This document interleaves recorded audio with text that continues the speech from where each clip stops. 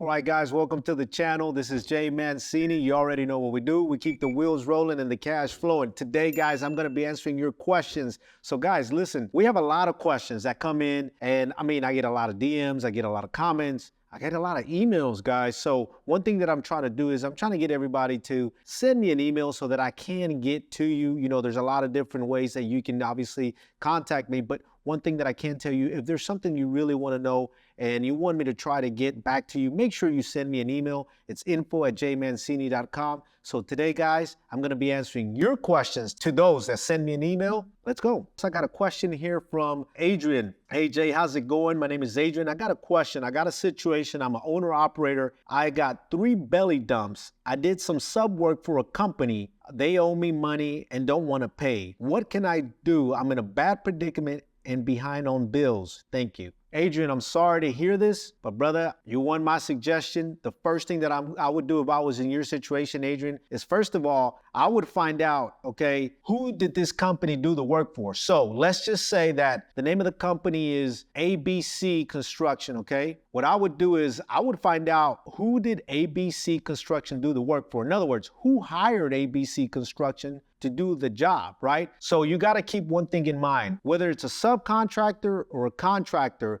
they were hired by somebody, okay? And whether it was a city job, whether it was a county job, a state job, or even if it was a private job. And you may be saying, Jay, it wasn't either one of those. If it was a private job, he was still hired by somebody. That company was hired by somebody. One thing that you can do is you can go to the engineering company, right, that engineered that particular job. So what do I mean by that, Adrian? You gotta have to do some research here, but I promise you, if you do your research, there's a good probability that you're gonna get paid. So what do I mean by that? Find out who hired them. Once you find out who hired them, the very first thing you need to do is you need to get a hold of that company and you need to let them know what's going on and just be straightforward with them. Try to be professional, okay? And just tell them, hey, I did this job, I did this work for this company. They haven't paid me. They promised or we agreed that they would pay me an X amount of time. And here we go. It's been several months or however long it's been and they haven't paid me. So make sure you let them know what's going on. Now, one thing I can say as well is after you make that phone call, or better yet, before, you may want to reach out to an attorney. I don't know how much money they owe you, okay? But you may have to end up reaching out to an attorney. Now, if you want to try to save that cost at the beginning, right? Reach out to whoever hired them, right?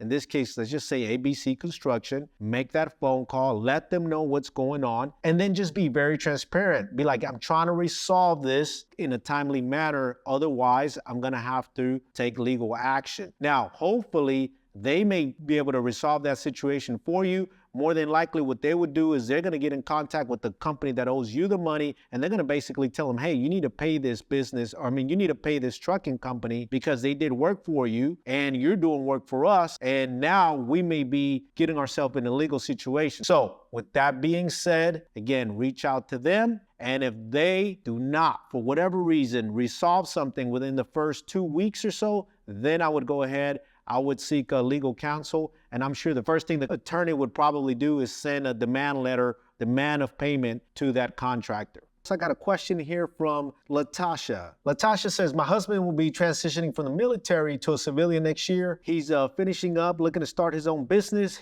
He has looked into dump trucks. Seems like he's leaning towards dump trucks. We'll be moving to Houston at some point next year. I would like to know how I can be supportive or useful to him in his journey to starting his business. How can I help? Latasha, first and foremost, I want to commend you for you and your husband for, being in the service. So just to give you a little bit of insight, I actually have one of my sons that is actually in the service. So I want to tell you that I personally thank you from the bottom of my heart for your husband's service and also for you for being a great wife. I know what it's like to have a loved one in the service. So with that being said, Latasha, one thing that I can tell you is if you want to help him and you guys are planning on moving to Houston, I would highly recommend, if you haven't already seen some of my other videos, I'd highly recommend watching the other videos, and I cover basically the question that you're asking, right? But I can't tell you this right now. How can you help him? Honestly, he needs to watch the videos, Latasha. Why? Because I think once he gets to watch the videos, he gets to get a good feel if this is something he wants to do. I cover everything from, how to start your dump truck business, what you need to do and what you need to know to start a dump truck business, things that I recommend when you're gonna start a dump truck business, the type of trucks that I recommend you buy when you're gonna start a dump truck business. So with that being said, I would highly recommend that he watches the videos, so hopefully by him watching the videos, he gets a feel if this is something that he wants to do, right? Now, with that being said, also, you asked, would you recommend him starting as a driver for someone else? Look, I did mention that in one of the videos. Why do I recommend him starting as a driver? So, 3 key points here real quick. Reason why I recommend, number one, him starting as a driver. One, if he's new to the business, he needs to learn the business, right? That's extremely important for him to learn the business. What's the best way to learn the business? As a driver. Why? Because he's gonna gain knowledge and experience, right, from being a driver. And initially, he doesn't have to have any cost or have any kind of, financial.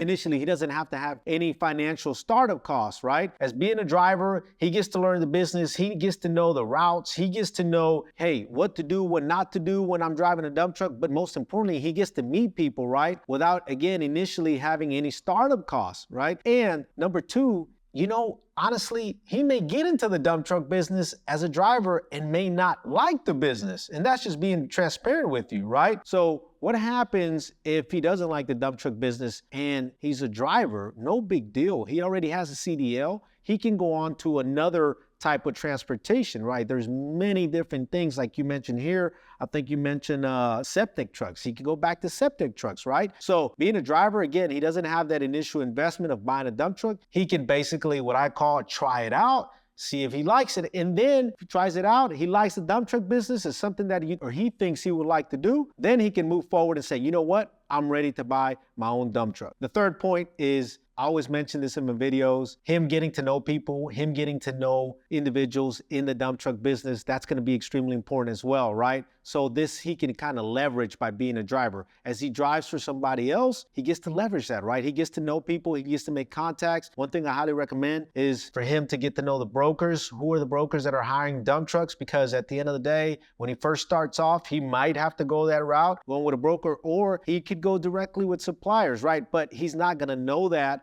right off the back, right? So with him being a driver, he kind of gets a feel whether he wants to go work straight to the supplier or whether he wants to go work for, a sand pit, or whether he wants to, work for a broker and have multiple options where he can go and work on different job sites at any given time. So with that being said, I hope that answers your questions. Anything else that I can do to help you out, you already know, feel free to send me an email.